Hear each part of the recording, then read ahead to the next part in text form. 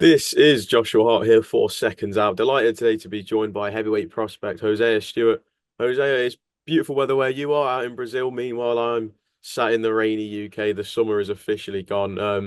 But weather's all good on your end. How is everything, mate? You all good? Yeah, very well, thank you. As you say, just enjoying it out here in Brazil, getting a bit of training done, some sightseeing, and yeah, just being in a different environment, man. It's nice. Just enjoying life out in Brazil. How is Brazil? How are you finding it so far? I like it, man. Good people out here. It's nice and relaxing. So just getting up early, getting work done, and then just able to relax and enjoy it, man. Is it better than the UK? You enjoying it more than the UK or? Yeah, I won't rub it in. It's not that amazing. Oh, fair play, fair play. Well, we'll dive straight into things. Before we talk about, obviously, we know that you were in Daniel Dubois' training camp in preparation for his fight with Anthony Joshua. But before we get into that, I do want to have a quick word on your own career. It's been a while since we've last seen you in the ring as a professional now. Do you know roughly when you'll be getting back in the ring? Not an exact date pinpointed, frustratingly, but I know that definitely in the near future. Get the ball back rolling and be very busy. And that's the main thing for me, just being active, being out there a lot. It's been a frustrating year and a bit. Just sat on the sidelines, itching, ready to fight. I've been in back-to-back camps. Since the last four, I've been in camp with Dillian White.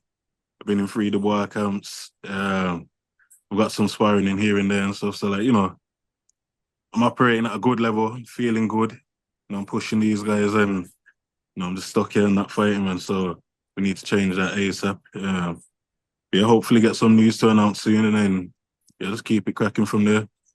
While not necessarily being in the ring competing as a professional, how beneficial is it being in these high level training camps? You mentioned Dillian White and three Daniel Dubois camps now. How Mm. beneficial has that been for you while waiting to try and get yourself back in the ring and get a fight date? It's everything, man. It's everything.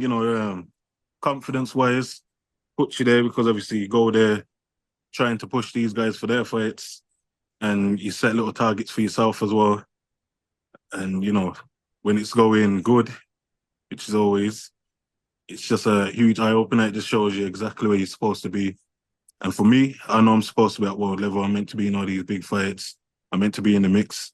So it's been good for me, but obviously it makes it more frustrating because I know where I could be and where I want to be and should be at. But I'm just stuck on the sidelines, just in a frustrating spot.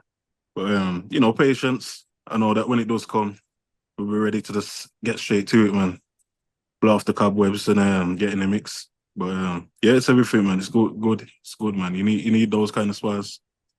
If you are able to, but are you able to reveal any reason as to what has kept you inactive? Is there anything that's been holding you back, or is it just simply just not having luck on your side? Yeah, luck. Just been a mix up behind the scenes, just trying to sort a few things out. But obviously, as soon as my foot's over the line, I'm spilling the beans. Yeah. And then just diving into the big details, obviously, we all saw what Daniel Dubois did at Wembley Stadium a few weeks ago. You were in that training camp as well as many other of his training camps. What has those rounds with Daniel been like? How grueling are they, I guess you could say? Exactly how the fight went. It's shadow boxes, spars, bag work, pads. It does everything how he fights. So you know exactly what you're getting when it comes to Daniel, which is a fight. So I always say to people, if you feel like you're ready for a fight, get into the boy camp and spar. You'll soon find out. So yeah, it's been perfect, man. I love it. Like I say, getting in there from round one to round four, five, six, whenever it is you get out, it's just smoke, and you either swim with him or you get drowned. And so I love that because obviously, like I say, it answers questions for yourself. Can you do the rounds? Can you go at that pace? Can you take the shots? Can you give the shots? And bit by bit, you're ticking them off. And yeah, man, I gave him some serious work. So I'll be around a lot more, definitely after. And what do you make of Daniel's improvements? A lot of people believe he's been one of the most criticized fighters at times, especially in those defeats to Joyce and Usyk. At one point, he was one of the most criticized fighters in the sport, but he didn't let that get to him. And he's been on a tremendous run over the, I guess you could say, the last 15 months from the Usyk fight to just over a year later claiming that world Mm. title. Um, when you sit back and you look at the improvements that he's made and the way he's been dismantling his opponents, how impressive is that? Very like it's clear to see that he's improved a lot. I sparred him. I think it was his last camp when he was down with McGuigan, and obviously he's still good, still dangerous, but it was a lot more manageable. You could read him a bit more, and yeah, it was easier to get by. And then when he linked up with Don Charles, sparred him again, and he was a lot more nimble, using a lot more feints, speed in the way I was putting his shots together high and low. So that was good because you have to constantly be switched on with him. And I come back again, and it was more improvements. And then we come back again for this camp, and just complete different fight. He's moving around, slipping people only seen a fraction of what he can do in that AJ fight because he was just on the front foot. But defensively, he's a lot better. Like say, he's slipping shots, he's rolling, blocking hooks and all sorts. Um, Offensively, we're seeing it. He puts his hands together well, both of them carry power. The jab's dangerous. And yeah, they're building a dangerous unit at the moment. So it's good to see. And like I say again, good to be a part of. Just back on yourself very quickly, obviously, you mentioned sparring Dubois for the first time in one of his training camps when he was still with McGuigan. Yeah. Since he's joined Don Charles, obviously, you seem to keep getting brought back into his training camps. For yourself, how much confidence does that give you that a trainer like Don Charles, who knows heavyweights more than most trainers, keeps wanting to bring you back into that camp? How good is that for you? How much confidence do you take? Yeah, take the most confidence from that. Like I say, it shows what I'm doing. Like I say, it shows what I'm doing and where I should be. Because I should be at world level. I want to be at world level, and I'm operating with arguably number one, number two, number three in the world right now at a good level where they're telling me we need to get you back in. We need to get you back in. So straight away, the phone's going, and it's good to see, man. It's refreshing, and obviously it keeps me motivated because it's a big eye opener. And then just back on Dubois, what did you make of his performance against Anthony Joshua? Yeah, exactly what it was, man. Destructive, fun to watch. Um, and yeah, it just shows it's a good story, man. Cause like you say, everyone from the Joyce fight, everyone writ him off. It's a 50-50 fight. We need to expect these things, but it happened, and everyone was like, "Yeah, it's finished. It's been found out. X, Y, Z." And then he built himself up. Then Usyk again. Easily number one of this generation. Gets beat. I still think that was a valid body shot, but anyway, on paper it's not. So he gets beat again. It's finished. He quit. Ready. So yeah, from there, his last three fights now, he's gone in as the underdog against Miller. He's gonna get beat. He beats him. Against Sergevich, he's gonna get smashed. Beats him. Against AJ, no one even gave him a puncher's chance really. There's only one or two that said, he might because he's a heavy puncher, but they didn't really believe it. And then he's gone out there again and done that. So yeah, man, credit to him. Daniel's win against AJ was considered quite a big upset. Here on Seconds Out, I made a video collating 50 different predictions from various names in boxing, and only Mm. eight of those 50 actually backed Daniel Dubois. While seen as a Perfect. massive upset for a lot of people, was that seen as an upset for you? Not necessarily in the fact that Daniel won, but in the dominant fashion that he won. Mm.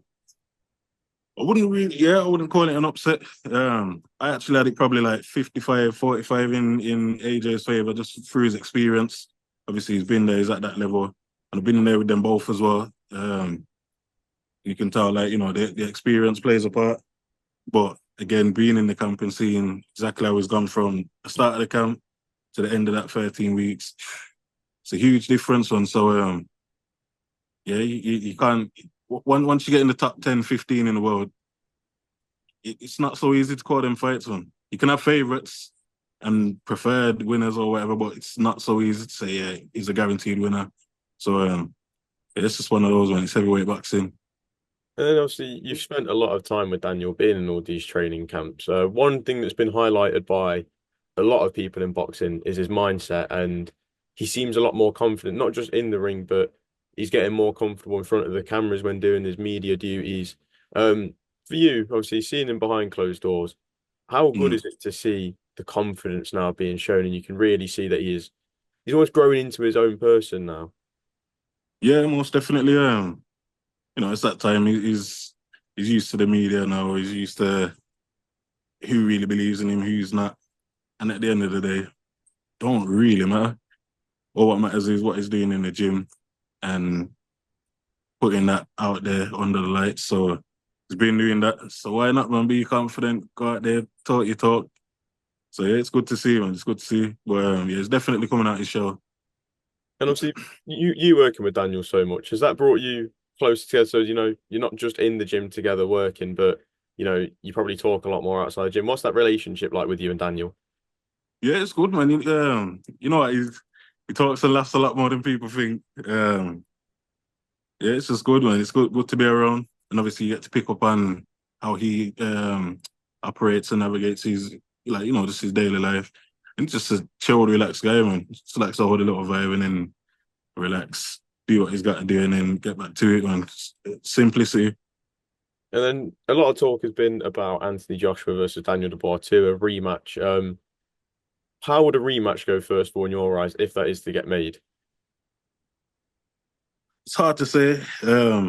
So fresh off the last fight. If it is an instant rematch, I'm guessing they'd probably do it after New Year's. It's hard to call, but I can't really see much difference. Maybe either way, it wouldn't go the distance. Not with them two, but yeah, it's one of those ones, and it's always a 50-50, man. Like I say, it's heavyweight boxing. And then if it isn't Anthony Joshua next for Daniel Dubois, who would you like to see him in there with next? I think the options at the moment, I believe Macaulay and Caballo's been ordered as mandatories Mm. for the IBF. So obviously those two after cards. The only real options would be Parker or Zhang, maybe. That would be a good fight. That would be very interesting. Who would you favour out of so Parker and Zhang are set to have a rematch potentially, with Zhang's Mm. contract all right. Out of Zhang and Parker, if they are to have a rematch, who do you favour? I'm on the fence with that one. Obviously, the last fight, we seen how that went. When Zhang turns it up, he's always dangerous. But Parker's just on that run, man. He's got his form. He's looking dangerous, sharp. Um, yeah, he's just on form, man. So, again, it's a tough one to call. Probably, I'd probably lean towards Zhang in the rematch. And then Just slightly, ever so slightly. If he can um, just manage that, how he is with his tempo, hmm. yeah, he's dangerous, man. And then the other fight you mentioned, Bacoli versus Caballero, a fight that it's a great clash of styles. We've seen how good both Mm. are. If that fight is to get made next, how do you see that one playing out? I'd favour Bacoli in that one. Um, Only speaking from experience, because I've actually been in the ring with him. I know exactly how effective he is, and how he works. Caballero clearly is dangerous because he's been in two fights now where people have said, he ain't the favourite for this one. And then he's smashed him. Then he's gone in with Sanchez, smashed him as well. So it's like, he's got something, so his confidence is skyrocketing as well. But yeah, I just think Bacoli's too much. Good speed, he's got power, it's heavy, good fitness, it's tough. How else are you meant to break him down unless you're bigger, tougher, stronger, sharper, fitter? Cabell will feel that, so we'll see when that happens. But yeah, I'd lean towards Bacoli on that one. And just lastly, last night, late last night even, we got the announcement of Fury Usyk 2 officially. We got the undercard announcement. I'll start off by getting your thoughts on Moses Italma versus Dempsey McKean. A real big step up for Moses and Dempsey Massive. McKean coming in. This will be his first fight back, I believe, since that loss to Filip Hrgovic. Mm. But only 19 years old. It's scary to think Moses is only 1 year older than me. It really is scary to think that. But when you see Moses taking fights like that, how Yeah. far do you think Moses can go? You know what? If he gets over this obstacle, he's a serious guy, man. You can always tell he's serious, but he gets past this ab squat at this stage in his career. Yeah, no one can't doubt him in the slightest going forward. That's a very big statement, and I know some people might be like, "Oh, Dempsey McKinney, he's that." He's obviously no mug. He's world level, and he's definitely not an easy guy to beat, or else so much more people would have picked him. So yeah, if he gets through that, fair play, man. Hats off to him. On that card as well, we've got a nice little domestic clash between Johnny Fisher and Dave Allen. Obviously, Johnny Mm. Fisher on the come up. Dave Allen, he said to himself on his Instagram that this is the last roll of the dice. A real crossroads type of fight. How do you see Yeah. that going?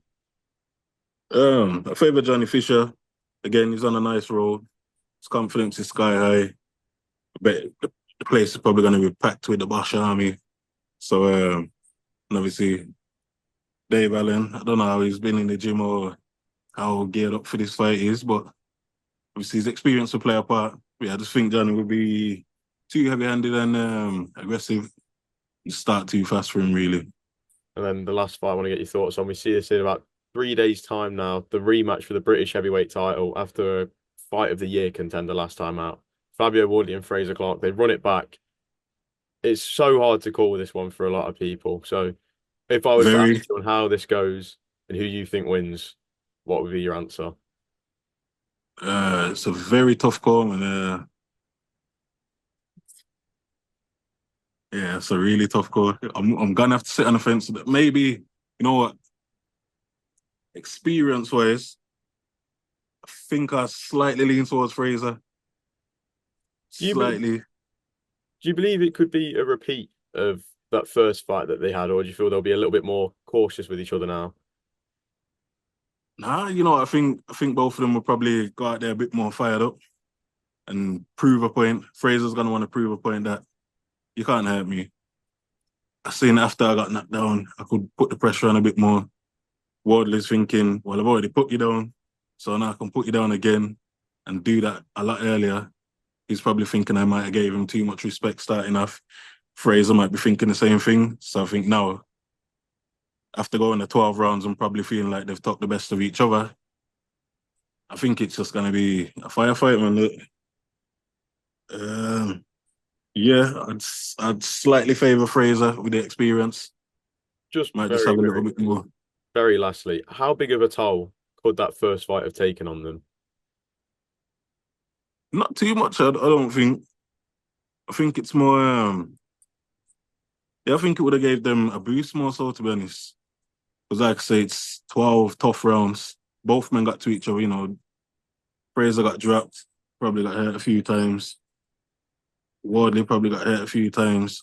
And that nose damage. Been, it wasn't a light injury. Um, they both emptied the tank. It was just fighting off instinct maybe in the last, what, 2, 3 rounds. Yeah, I don't think it would have took too much out of them.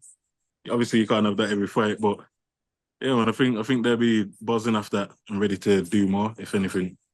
Well, Jose, thank you very much for your time. Appreciate you hopping on, especially out there in Brazil. We've made the time zone difference work.